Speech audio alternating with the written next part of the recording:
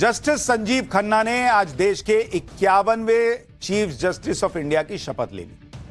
राष्ट्रपति भवन में हुए समारोह में राष्ट्रपति द्रौपदी मुर्मू ने उन्हें शपथ दिलाई। प्रधानमंत्री मोदी भी राष्ट्रपति भवन में हुए चीफ जस्टिस के शपथ ग्रहण समारोह में शामिल रहे।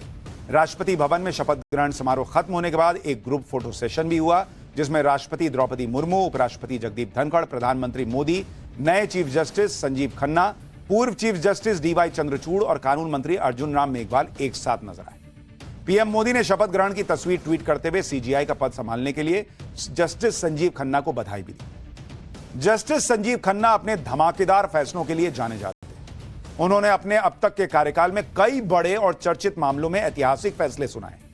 आज पाठशाला में जस्टिस संजीव खन्ना के इन ऐतिहासिक फैसलों के बारे में तो बताऊंगा ही, साथ ही यह भी बताऊंगा कि बतौर सीजीआई जस्टिस संजीव खन्ना के 6 महीने के कार्यकाल में किन बड़े मामलों की सुनवाई अभी होनी है। एक ऐतिहासिक किस्सा भी सुनाऊंगा इतिहास से जुड़ा हुआ, इनके साथ क्या हुआ था, इनके परिवार के साथ। जस्टिस खन्ना के परिवार के उस तेज तर्रार जज की भी बात होगी जिन्होंने आज से करीब 47 साल पहले तत्कालीन पीएम इंदिरा गांधी की नाराजगी की वजह बने और उसकी वजह से चीफ जस्टिस का बनने का मौका गवा दिया था। उस परिवार से आते हैं जस्टिस संजीव खन्ना। अटल सरकार के समय चीफ जस्टिस चुनने का तरीका कैसे बना, क्या बदला, यह भी बताऊंगा। लेकिन सबसे पहले बात देश के नए चीफ जस्टिस संजीव खन्ना की, जिन्हें वकालत विरासत में मिली। उनके पिता देवराज खन्ना दिल्ली हाईकोर्ट में जज रह चुके हैं, जबकि उनके चाचा जस्टिस हंसराज खन्ना अपने समय में सुप्रीम कोर्ट के चर्चित जज रहे। हालांकि मीडिया रिपोर्ट्स के मुताबिक जस्टिस संजीव खन्ना का परिवार उन्हें वकील नहीं बल्कि सीए बनाना चाहता था, लेकिन जस्टिस संजीव खन्ना अपने चाचा जस्टिस हंसराज खन्ना से बहुत प्रभावित थे, इसलिए उन्होंने वकालत को करियर के तौर पर चुना। जस्टिस संजीव खन्ना ने चाचा को अपना रोल मॉडल क्यों बनाया, क्यों उनके चाचा चीफ जस्टिस ऑफ इंडिया बनते बनते रह गए इंदिरा गांधी की वजह से, इसके बारे में आगे बताऊंगा। पहले जस्टिस संजीव खन्ना का सीजीआई की कुर्सी तक पहुंचने का सफर सुनिए। साल 1983 में जस्टिस संजीव खन्ना ने दिल्ली यूनिवर्सिटी के कैंपस लॉ सेंटर से एलएलबी की पढ़ाई की, फिर 30 हजारी कोर्ट में वकालत शुरू। जस्टिस संजीव खन्ना लंबे समय तक दिल्ली सरकार के इनकम टैक्स डिपार्टमेंट के लिए सरकारी वकील रहे। साल 2005 में जस्टिस संजीव खन्ना दिल्ली हाईकोर्ट में जज बने और करीब 13 साल तक दिल्ली हाईकोर्ट में जज रहे। 2019 में जस्टिस खन्ना को प्रमोट करके सुप्रीम कोर्ट में जज नियुक्त किया गया और अब जस्टिस संजीव खन्ना देश के 51वें चीफ जस्टिस बन चुके हैं। जस्टिस संजीव खन्ना 13 मई 2025 तक सीजीआई के पद पर बने रहेंगे। उनका कार्यकाल करीब 6 महीने का रहने वाला है। जस्टिस संजीव खन्ना तो सीजीआई बन गए, लेकिन करीब 47 साल पहले उनके चाचा जस्टिस हंसराज खन्ना तब की इंदिरा गांधी सरकार के खिलाफ दिए गए अपने एक फैसले की वजह से चीफ जस्टिस बनते बनते रह गए। हालांकि इंदिरा सरकार को नाराज करने वाले जस्टिस हंसराज खन्ना के फैसले का आज भी तब तब जिक्र होता है जब जब जुडिशरी की आजादी की चर्चा होती। दरअसल बात जनवरी 1977 की है। सीनियरिटी के हिसाब से जस्टिस हंसराज खन्ना को देश का 15वां सीजीआई बनना तय माना जा रहा था, लेकिन तत्कालीन पीएम इंदिरा गांधी की सरकार ने उनकी सीनियरिटी को अनदेखा कर दिया और उनसे जूनियर जस्टिस एमएच बेग को चीफ जस्टिस नियुक्त करने की सिफारिश कर दी। इसकी वजह बना इमरजेंसी के दौरान जस्टिस हंसराज खन्ना का एक ऐतिहासिक फैसला।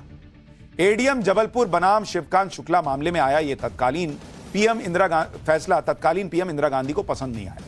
इस मामले में वकील शिवकांत शुक्ला को इमरजेंसी के दौरान जेल में डाल दिया गया था और उन्हें बिना किसी मुकदमे के अरेस्ट किया गया था। अपनी गिरफ्तारी को वकील शिवकांत शुक्ला ने जबलपुर हाईकोर्ट में चुनौती दी। कोर्ट ने उनके हक में फैसला दिया कि यह गलत हुआ है आपके साथ। इसके बाद मामला सुप्रीम कोर्ट पहुंचा। इस मामले में सुप्रीम कोर्ट की 5 जजों की बेंच बैठी।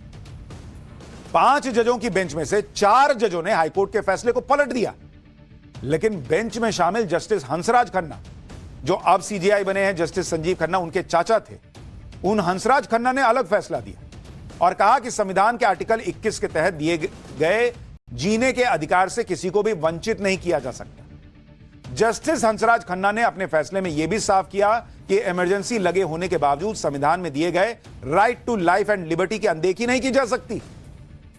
अब यह बात इंदिरा गांधी को पसंद नहीं आई। जस्टिस हंसराज खन्ना के इस फैसले को इमरजेंसी के विरोध के तौर पर देखा गया और उन्हें सीजीआई की लिस्ट से बाहर होना पड़ा, जिसके विरोध में उन्होंने सुप्रीम कोर्ट से इस्तीफा तक दे दिया। और ऐसा नहीं कि जस्टिस हंसराज खन्ना को अपने फैसले से होने वाले असर का अंदाजा नहीं था। उन्हें पहले एहसास हो चुका था कि इंदिरा सरकार के खिलाफ जाने से वो चीफ जस्टिस का पद गंवा देंगे, लेकिन बॉस ये है उनका अपना कैरेक्टर कि नहीं जो है सही वही बोलूंगा। इसका जिक्र जस्टिस हंसराज खन्ना अपनी बहन से पहले ही कर चुके थे कि मुझे अब नहीं बनना है, बनाएंगे ये लोग सीजीआई, देख लेना। यह बात साल 1976 की है। उस वक्त सुप्रीम कोर्ट में एडीएम जबलपुर बनाम शिवकांत शुक्ला मामले की सुनवाई चल ही रही थी। जस्टिस हंसराज खन्ना किसी काम से हरिद्वार पहुंचे थे। वहां गंगा नदी के किनारे बैठकर उन्होंने अपनी बहन से कहा था कि उन्होंने ऐसा फैसला तैयार किया है जिसकी वजह से उन्हें चीफ जस्टिस ऑफ इंडिया का पद गंवाना पड़ेगा। और ऐसा ही हुआ। मतलब वो जानते थे कि इंदिरा गांधी क्या कर सकती और उन्हें सीजीआई की लिस्ट से बाहर होना पड़ा।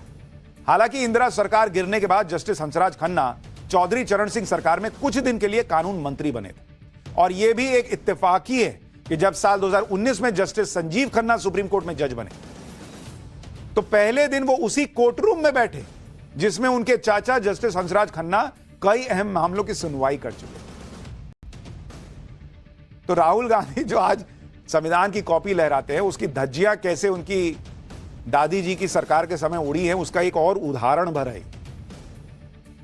नए chief justice of India justice Sanjeev Khanna के चाचा जस्टिस हंसराज खन्ना उस वक्त सबसे सीनियर जज होने के बावजूद चीफ जस्टिस के पद पर क्यों नहीं पहुंच पाए, इसकी वजह समझना भी जरूरी है। दरअसल भारत में मुख्य न्यायाधीश की नियुक्ति के लिए संविधान में कोई स्पष्ट नियम तय नहीं है। संविधान के आर्टिकल 124 में सिर्फ इतना कहा गया कि भारत में एक सुप्रीम कोर्ट होगा और इसका एक मुख्य न्यायाधीश होगा। इसलिए सुप्रीम कोर्ट और हाईकोर्ट में जजों की नियुक्ति के लिए 1999 में जाकर अटल सरकार और सुप्रीम कोर्ट के बीच सहमति के बाद एक नया एमओपी यानी मेमोरेंडम ऑफ प्रोसीजर तय हुआ 1999 में जाकर। इसी एमओपी के जरिए सीजीआई का सिलेक्शन भी होता है, जिसके तहत केंद्र सरकार मौजूदा सीजीआई के रिटायरमेंट से करीब 1 महीने पहले उनसे नए सीजीआई के नाम की सिफारिश की मांग करती है कि चीफ जस्टिस जी आप बताइए आपके बाद किसको बनाना है।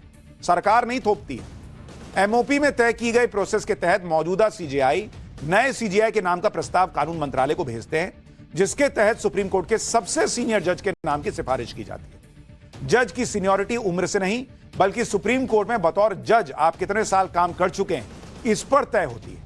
केंद्रीय कानून मंत्री सीजीआई की तरफ से की गई सिफारिश को आगे की प्रोसेस के लिए प्रधानमंत्री के पास भेज दिया जाता है, जिसके बाद प्रधानमंत्री नए सीजीआई की नियुक्ति के लिए राष्ट्रपति को सलाह देते हैं। यानी एक तरह से सरकार का रोल बस नाम आगे बढ़ाने का होता है और एक पैटर्न बन गया कि भाई जो सीनियर होगा वही बने। और सोचिए इंदिरा गांधी के जमाने में क्या हो रहा था और उसके पहले क्या हुआ, मैंने आपको पाठशाला में बताया भी। हालांकि साल 1999 में सीजीआई की नियुक्ति के लिए एमओपी की सहमति बनने से पहले सीनियरिटी के मुताबिक सीजीआई को नियुक्त करने की परंपरा थी, लेकिन पूर्व पीएम इंदिरा गांधी ने 2 बार इस परंपरा को तोड़ा। साल 1973 में इंदिरा सरकार ने जूनियर जज जस्टिस एएन रे को सीजीआई के तौर पर नियुक्त करने की सिफारिश कर दी थी। कहा जाता है कि दूसरे जजों की तुलना में जस्टिस रे को इंदिरा सरकार के ज्यादा करीबी माना जाता था, इसलिए जस्टिस एएन रे से ज्यादा सीनियर 3 जजों जस्टिस जेएम शेलत, जस्टिस केएस हेगड़ और जस्टिस एएन ग्रोवर तीनों को साइड कर दिया गया और इंदिरा गांधी ने जस्टिस एएन रे को सीजीआई बनाने की सिफारिश कर दी। इंदिरा सरकार के इस फैसले से नाराज होकर जस्टिस शेलत और जस्टिस हेगड़े और जस्टिस ग्रोवर पहले छुट्टी पर गए और फिर बाद में तीनों ने इस्तीफा दे दिया। सोचिए क्या चलता था जुडिशरी को कंट्रोल करने को लेकर। इसके बाद साल 1977 में भी तत्कालीन पीएम इंदिरा गांधी ने सीनियरिटी को नजरअंदाज कर जस्टिस एमएच बेग को सीजीआई के पद पर नियुक्त करने की सिफारिश की थी। इंदिरा सरकार के इस फैसले के बारे में आपको पहले ही अभी मैं बता चुका हूं। इसलिए सुप्रीम कोर्ट और हाईकोर्ट में जजों की नियुक्ति के साथ ही सीजीआई की नियुक्ति के लिए एमओपी को तैयार करने की जरूरत महसूस हुई और 1999 में तब की अटल बिहारी वाजपेयी सरकार और सुप्रीम कोर्ट की सहमति से एमओपी तैयार हुआ, जिसके लिए सुप्रीम कोर्ट के साल 1981, 93 और 98 में आए 3 फैसलों को आधार बनाया गया। जजों की नियुक्ति से जुड़े ये फैसले हैं फर्स्ट जजेस केस 1981, सेकंड जजेस केस 1993 और थर्ड जजेस केस 1998। इन फैसलों को 3 जजेस केसेस के नाम से भी जाना जाता है। यानी बहुत कुछ बदला है इस देश में और जो लोग आरोप लगाते हैं कि आज जुडिशरी आजाद नहीं है, उनका ट्रैक रिकॉर्ड तो देखिए बॉस क्या है।